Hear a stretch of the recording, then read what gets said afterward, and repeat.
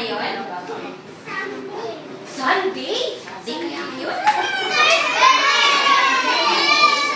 I will give you a clue. Yesterday, it was Wednesday. What's after Wednesday? What's after Wednesday? Gabriel.